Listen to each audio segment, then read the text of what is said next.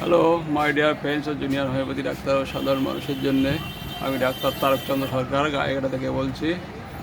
একটা new case, উনি এসছেন একজনের কথা শুনে। গায়েঘাটাতেই বাড়ি ওনার।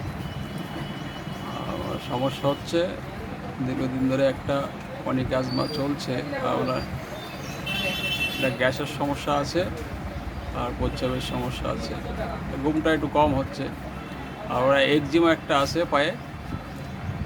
এই হচ্ছে মেন সমস্যা, এটা নিয়েই উনি এসছেন। আর ওষুধ তো আমাদের দিতেই হবে, যেহেতু উনি আমার শরণাপন্ন হয়েছেন। এবার আমি কি ওষুধ দিলাম, কেন দিলাম, সেটাই আমি বলছি। ওনার যে শ্বাসকষ্ট যেটা হয়, আর সেটা ওয়েদার চেঞ্জের সময় হয়। ওয়েদার যখন চেঞ্জ হয় তখনই হয়। এই শ্বাসকষ্ট যেটা হয় সেটা ওয়েদার চেঞ্জের সময় হয়। আর এই বিকালবেলাটা একটু বাড়ে, তারপরে ওনার যে গ্যাস হয় সেটাও বিকালের দিকে একটু বেশি হয়। গলা বুক জ্বালা করে, সেটা রাতের দিকে হয়। প্রস্রাবে ইনভলিন্টারি আছে, অপেসিভ আছে। আর ওনার যে পায়ে একজিমা ঘা, সেটা আবার উনি অনেক দিন ধরে ভুগছেন। ওনার মলম টলম লাগাচ্ছেন। ওনার একটা স্যালাইভেশন হয় রাত্রিবেলা মাঝে মধ্যে পড়ে। ঘুমটা কম হচ্ছে, ওনার ঘুমটা কম হয়। আর শীত গরম দুটোই সমান। ওনার জল পিপাসাটা কম আছে, পায়খানাটা নর্মালি হয়, ক্লিয়ার হয় না তবে। আর জিভটা, ঘামটা একটু স্পট আছে, পেছন দিকে হয়, জিভ ময়েস্ট আছে। আর খাওয়া দাওয়ার মধ্যে উনি মাছ মাংস সবই খান, কিন্তু ডিম মিষ্টিটা উনি ভালোবাসেন। আর ডিজাগ্রির মধ্যে মিল্ক আছে, দুধটা ওনার সহ্য হয় না। দুধ কিন্তু পছন্দ, কিন্তু সহ্য হয় না। আর মাইন্ডের মধ্যে ইরিটেবিলিটি আছে, কনসেন্ট্রেশন অ্যাগ্রাভেশন আছে, ডিক্টেটোরিয়াল আছে, আর অ্যাভারেজ আছে। পাস হিস্ট্রিতে তেমন কিছু পাওয়া যায়নি। ওনার অ্যাজমা আছে, বাবার অ্যাজমা ছিল, আর পোস্টেড গ্ল্যান্ডের সমস্যা ছিল, আর সিবি হয়েছে ওনার। এই করে আমি এখান থেকে ক্লাব মাছ দিলাম 01, আর PTRS আমেরিকান PTRS দিলাম 5030 ml। শুনবো পেশেন্টের সমস্যা। আপনার সমস্যা, মেন সমস্যাটা কী যেন? অ্যাজমা শ্বাসকষ্ট। এটা কোন টাইমের দিকে বেশি বাড়ে? বিকালের দিকে, রাত্রে খাওয়া দাওয়ার পরে, রাত্রে খাওয়া দাওয়ার পরে বিকালে রাত্রে বাড়ে। আর গ্যাসটা সারাদিনে দৌড়ঝাঁপ করে কাজ করতে হয়। ওটা শ্বাসকষ্টর ধরন।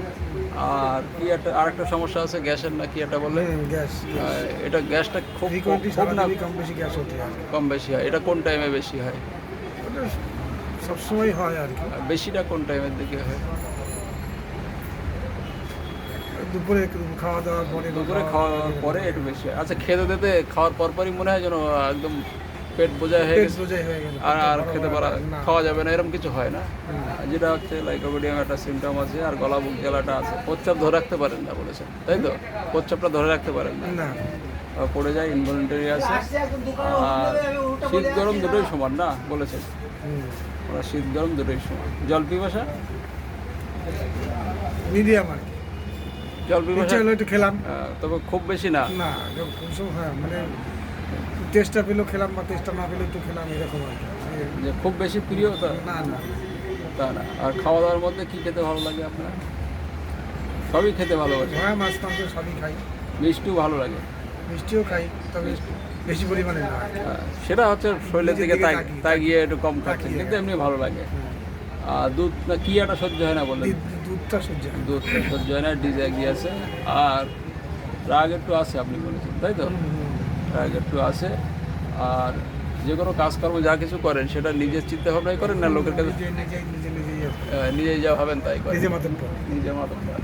আর পয়সা করে একটু মনে হচ্ছে ইনকাম হলে একটু রাখার একটা চিন্তা ভাবনা থাকে। বর্তমানে যে ইনকাম সে তো রাখা যায় না, তবু ইচ্ছা আছে। এই হচ্ছে ব্যাপার। আর ওনার ফ্যামিলিতে অ্যাজমা আছে, বাবার ছিল, আর সিবি। এই হচ্ছে সমস্যা। এবার এবারে যা সিমটম দেখাচ্ছে সব কিছুই লাইকোপিডিয়ামের সিমটম দেখাচ্ছে। তার কারণ হচ্ছে বিকালেই সব কিছু বাড়ছে, গ্যাসটাও বাড়ছে, মেন সমস্যা শ্বাসকষ্ট সেটাও বাড়ছে। আর মিষ্টি খেতে ভালোবাসে, ডিক্টেটোরিয়াল আছে, অ্যাভারিজ আছে, জল পিপাসা একটু কম আছে। এই যা সিমটম পাওয়া যাচ্ছে, তাতে আমরা কেন আমি অন্য মেডিসিন দেবো? তার কারণ হচ্ছে যদি আমরা কেন রেপার্টরিতে যাই, দেখাচ্ছি আমি কেন রেপার্টরি। এটা হচ্ছে কেন রেপার্টরি মাইন্ড চ্যাপ্টারে যদি আমি কনসুলেশন অ্যাগ্রাভেশন যাই, এই যে কনসোলেশন অ্যাগ্রাভেশন আছে, এখানে লাইকোপোডিয়াম আছে।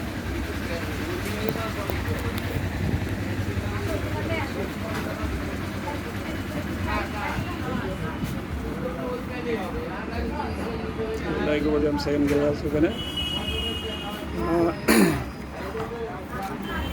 আর এখানে যদি ডিক্টেটোরিয়ালে যায় সেক্ষেত্রেও এখানে লাইকোপোডিয়াম আছে, সেকেন্ড গেট আছে।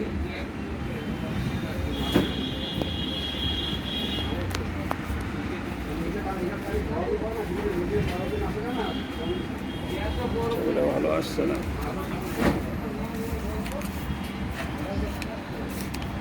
আর ইরিটেবিলিটি আছে, যেটা হচ্ছে লাইকোপোডিয়াম আছে, সেকেন্ড গেট আছে, ফার্স্ট গেট আছে। আর যদি আমি স্টোমাকে যাই, তাই সুইট সবাই জানে যে মিষ্টিতে লাইকোপোডিয়াম ফার্স্ট গেট আছে স্টোমাক ডিজায়ারে। আর ডিজাইরিতে মিল্কে যদি যায়, এই যে ডিসঅর্ডারেটেড সহ্য হয় না মিল্ক, সেক্ষেত্রে নাইট্রিক অ্যাসিড আছে, লাইকোপোডিয়াম আছে সেকেন্ড গেট। আর প্রচ্ছদ ধরে রাখতে পারে না, যেটা ইনভলিউন্টারি আছে, এই যে ব্লাডার, ইউরিনারি ইনভলিউন্টারি, এটা ফার্স্ট গেট আছে লাইকোপোডিয়াম।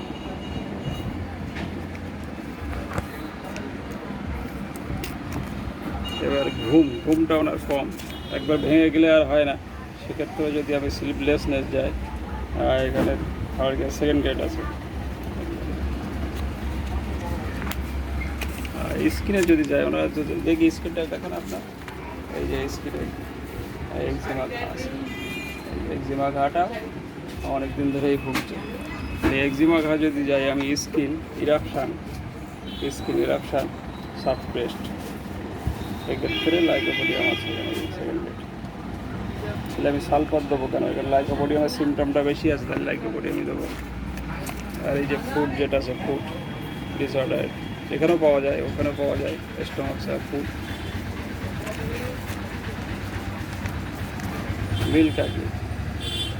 এখানে লাইকোপোডিয়াম আছে, সালফার আছে, নাইট্রিক অ্যাসিড আছে, ক্যালসিয়াম আছে। এই হচ্ছে সিমটম। আর এই সিমটম দেওয়া হচ্ছে, সবই তো সিমটম লাইকোপোডিয়ামের সিমটম। আশা করি হ্যাঁ, ওটাও কমে যাবে, কফ যেটা হচ্ছে ওটাও কমে যাবে। এটা তো সিঙ্গেল মেডিসিন। থ্যাংক ইউ, ধন্যবাদ আপনাকে আপনার এই ভিডিওর পারমিশন দেওয়ার জন্য।